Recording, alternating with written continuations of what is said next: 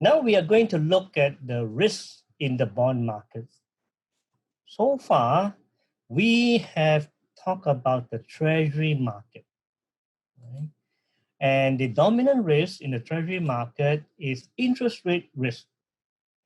This is why we pay so much attention to the duration concept.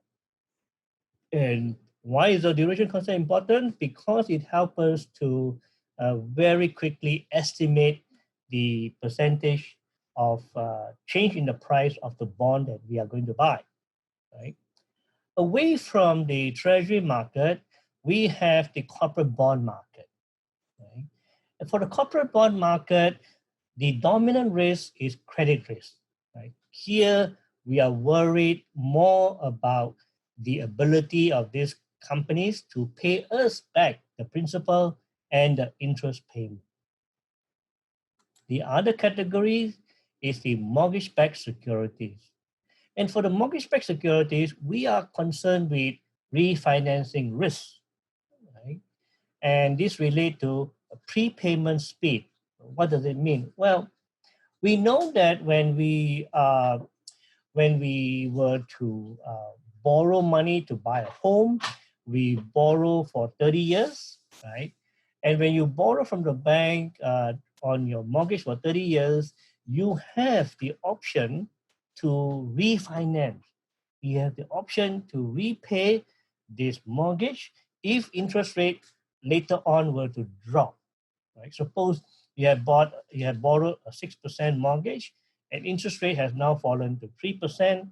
You can borrow at a new 3% and pay off that 6%. Right?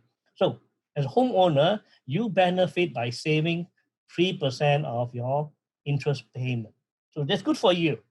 But who suffers? Well, on the flip side of this, the person who suffers will be the person that's holding this mortgage in the form of a mortgage-backed security, right?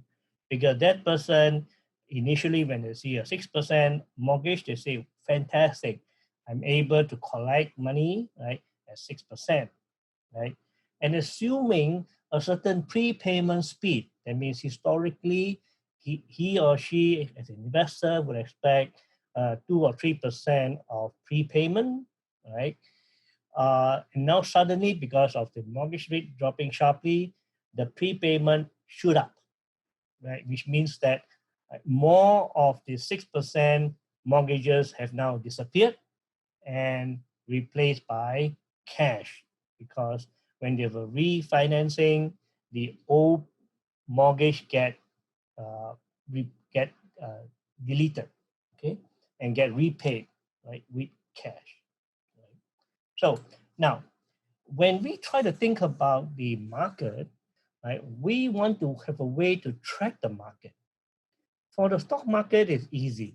Stock market, we have the S&P 500, we have the Dow Jones, we have the Nasdaq.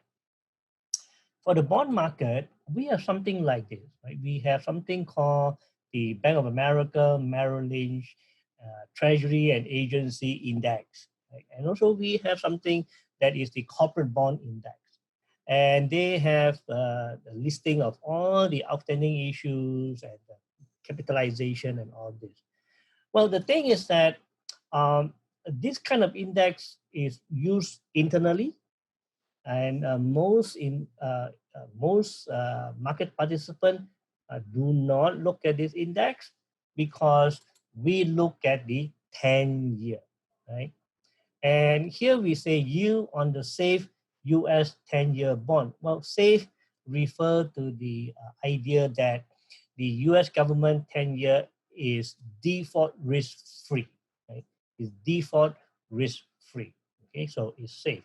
So here you see that we have interest rate falling sharply in the Great Depression and into World War II, and then we shoot up in the 70s, 80s when we have the great inflation, and since then interest rates have been coming down, right?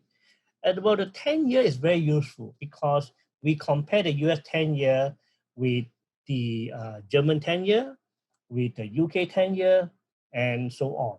Okay, so we use a 10-year not just as an indication of where interest rate is today in the US, but also to use it to compare against the market in different countries.